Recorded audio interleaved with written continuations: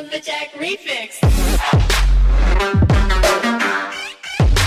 Yo, what's good YouTube? It's your boy Godsend Gaming back with another YouTube video. Today, as you can tell by the title, I'll be going over the best performance settings on PC to increase your FPS by a buttload. So without wasting your time, let's get right into it.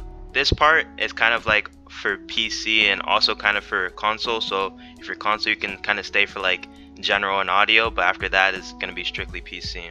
So first, to go over interface preferences, right here I have my scoring off, my teammate outline off, and my show teammate name off.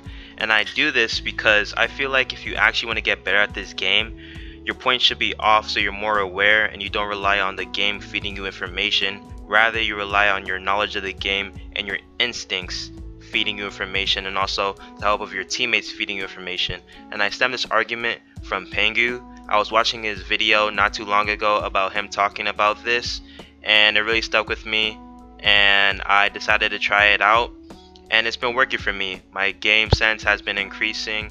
Another thing is, there's one point where people try to drive home, is that how do you know if you get an injure, or how do you know if you get a grenade injure?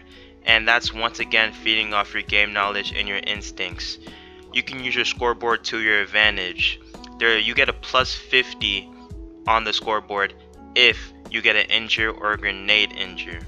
And there's also a sound cue and an animation when people get injured, so you play off of that. You're not just playing off, once again, the game feeding you information.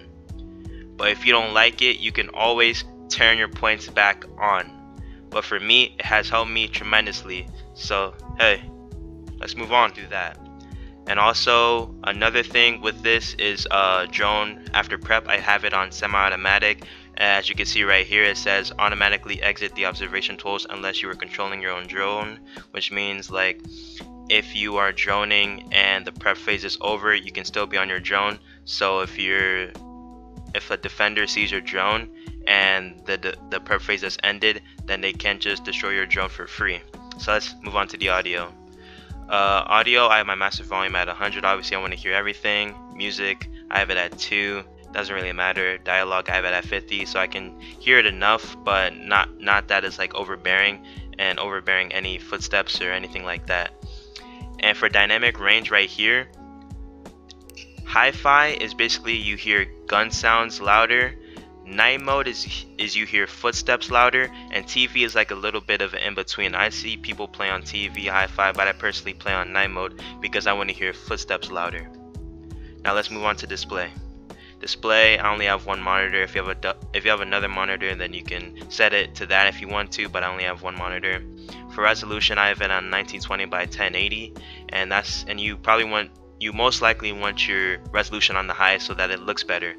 And for display mode, I have it on full screen. I don't think this really matters right here. For refresh rate, I have it on 144 Hz.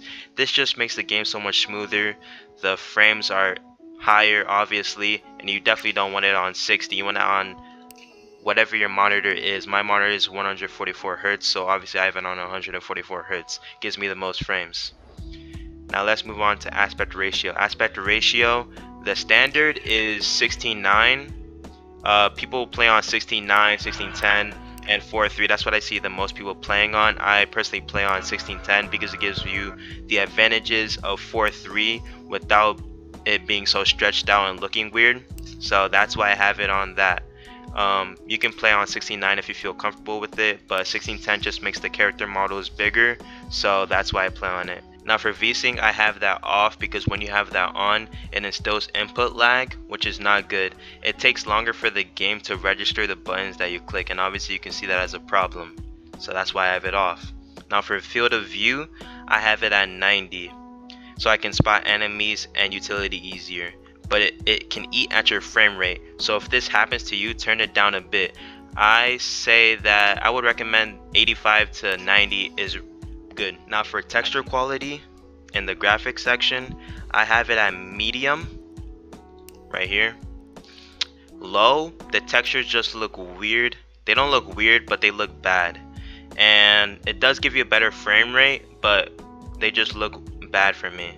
So I have it at medium. If you have a high-end PC, you can turn it up ultra if you want, or very high or high.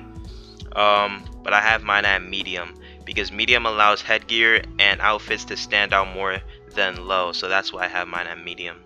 For texture filtering, I feel that anisotropic 16x, it just makes for sharp textures and good performance. 8x is also good, and if you have a low-end PC, go for 4x or 2x if you want better frames, or if you have a low-end PC. But don't go linear, because when I tested it out, linear is, the visibility is weird, just makes the game blurry, so that's why I rock mine at 16x. For LOD quality, you need to put this at ultra or very high, because if you set this at low, it will make the heads of enemies appear as like triangles, very geometric, and you can understand why this is a problem. So yeah, that's why you should rock ultra or very high for this one. For shading quality, this just makes the game look better, so if you have a low-end PC, go to low, and if you have a high-end PC, go to high, and if you have a medium-end PC, go medium like me. For shadow quality, go medium. Low actually turns off shadows, which is not good at all. You're at a disadvantage when you have no shadows on, but for medium, it puts on the shadows. And then for the higher settings like high or very high, it eats away at your frames, so medium is chill. For reflection quality, I say put that at low. There's no need to turn it up. It raises your performance when you're at low, and that's all there is to it. For ambient occlusion, I say leave this off to save a bunch of frames. I'm telling you, it gives you no advantage to have it on, so leave it off. For lens effect, this is another setting to make your game prettier, so turn it off. But if you have a higher end PC, experiment with it on bloom or on bloom plus lens flare. Now for zoom in depth of field, I say turn this off. I have it off personally because it makes your screen blurry when you're ADSing, and that is obviously a no-go for me. But if you like it like that, it makes the game more realistic, but I don't like the blurry effect. So turn it on if you like it on, but I have it off. Now for the last one, anti-aliasing, I have mine on off. Most pros say leave it off or put it on TAA. Off gives you good performance gain when you leave it off. And if your PC is not too good, I say go with TAA. Render scaling 100/100, that's the best one for that one. But don't go like 2x or 4x because it makes the game too blurry. And FXAA, it's an old way of anti-aliasing, so I say leave it off. That's probably your best bet. And yeah, guys, that's gonna be it for the video. Thanks for watching. Thank you for staying tuned to the end. Subscribe if you're new. Subscribe for more content like this. Leave a like, a comment, share this with friends and family, and hit that bell so you're notified when I post. Appreciate you guys for watching. Catch y'all next time. Oh, say less.